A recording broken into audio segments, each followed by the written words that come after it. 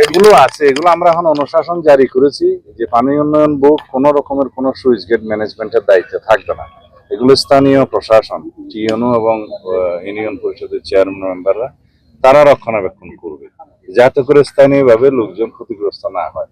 প্রয়োজনের সময় যাতে সুইচ গেট খোলা থাকে এবং প্রয়োজনের সময় যাতে সুইচ গেট বন্ধ থাকে, লবণাক্ততা যাতে না আসে, আর পানি নিষ্কাশনের সময় যাতে সুইচ গেট খোলা রাখে, এই ম্যানেজমেন্টটা স্থানীয় প্রশাসনের কাছে থাকবে। এই সিদ্ধান্ত আমরা নিয়েছি।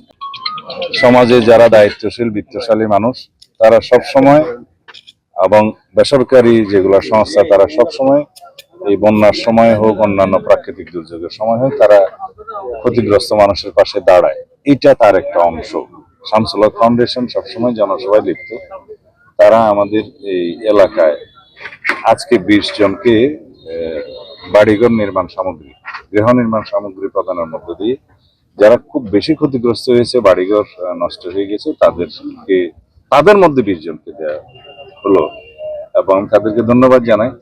তারা আরো এরকম তালিকা করে তাদের সাধ্য মতো এখানে গৃহ নির্মাণ সামগ্রী সহ গৃহ নির্মাণও তারা করে দেবে, তারা করবে।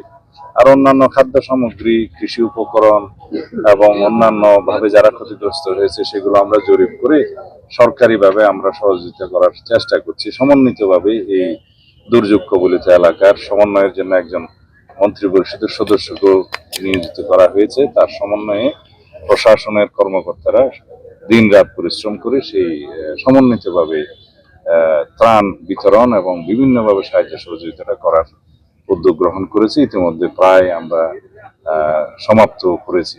আগামীতে যাতে কৃষি উৎপাদন ব্যাহত না হয় সেজন্য আমরা খুব বেশি করে এই প্রচেষ্টা নেব, যাতে কৃষি উৎপাদন যাতে যারা ক্ষতিগ্রস্ত হয়েছে, যারা কৃষকরা, তাদেরকে সর্বতোভাবে সহায়তা করা যায়।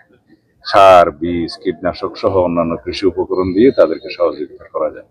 আমরা চাই দেশের কৃষি উৎপাদন যেন নির্বিঘ্নভাবে তারা সবাই অংশগ্রহণ করতে পারে।